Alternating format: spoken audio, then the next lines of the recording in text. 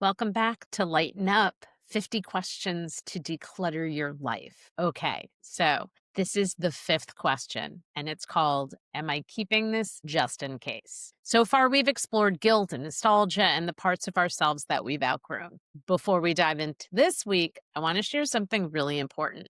Money guilt, replacement fear, and the but it was expensive voice show up in several of the 50 questions in my guide, and that's intentional. Cost, scarcity, the fear of making a wrong choice are some of the biggest blocks to letting things go, and they deserve to be explored from multiple angles.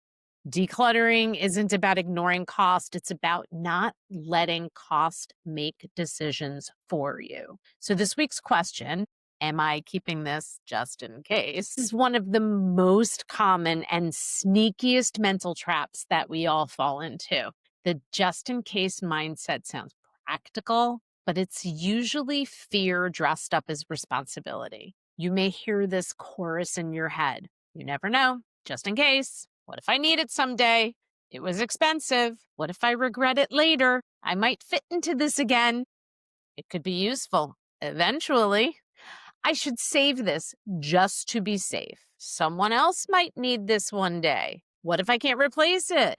But it's a backup. This could come in handy. If any of these sound familiar, and I have been found to say every single one of those in my past, if they sound familiar, I want to welcome you to being human. So let's talk about why this question matters, because every just in case item is tied to a tiny fear of not having enough, fear of needing something you let go, fear of being unprepared, fear of making a mistake. But here's the truth. Clutter isn't preparation, it's pressure. This question helps you build trust. Trust that you can improvise, trust that you can borrow or ask for help, trust that you'll figure things out without storing 3 bins of maybe someday.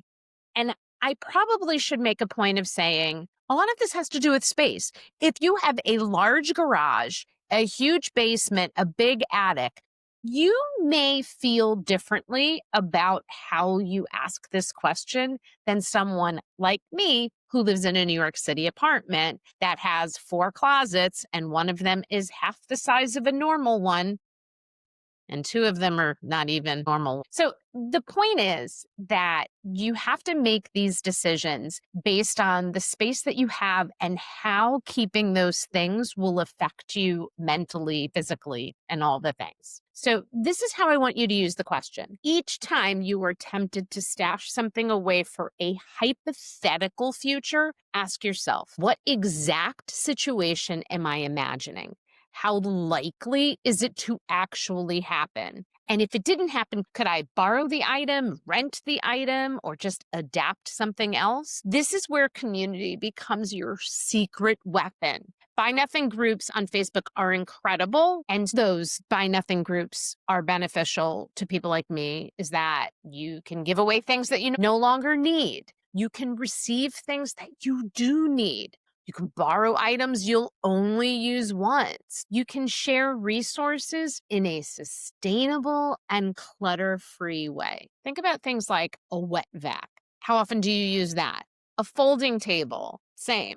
A pack and play for visiting grandkids or nieces and nephews. A giant punch bowl that you bring out, I don't know, maybe once a decade. These take up massive space and get used rarely. Borrowing solves the problem. And truth be told, of all of those things, we have a folding table and I feel good keeping it. I'm not asking you to get rid of all of these things. Borrowing solves the problem instantly and it strengthens your community. Honestly, who is just in case?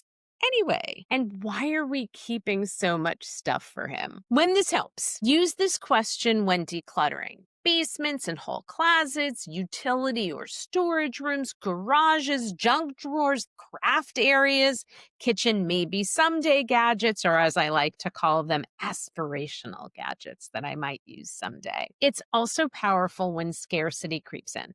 That quiet fear of not having enough later. When this might not fit, and it's totally okay for it not to fit, is if you're navigating a financially tender season or preparing for a known event, a renovation or caregiving, a new baby in the family, keeping a few intentional backups is completely reasonable. The key word is intentional, not fearful. So, a thought I want you to take with you: letting go of just in case is letting go of the fear. Future you is smart and capable and resourceful. Future you will figure it out without a basement full of just in cases. So, if you want to explore more questions like this, ones that will help you declutter your home, your head, your schedule, and your emotional load, download Lighten Up 50 Questions to Declutter Your Life and go deeper into all 50 reflections. Then take your next step.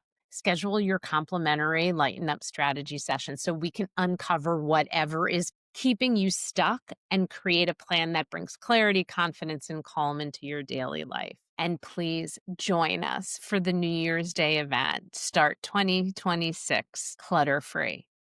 And it's free.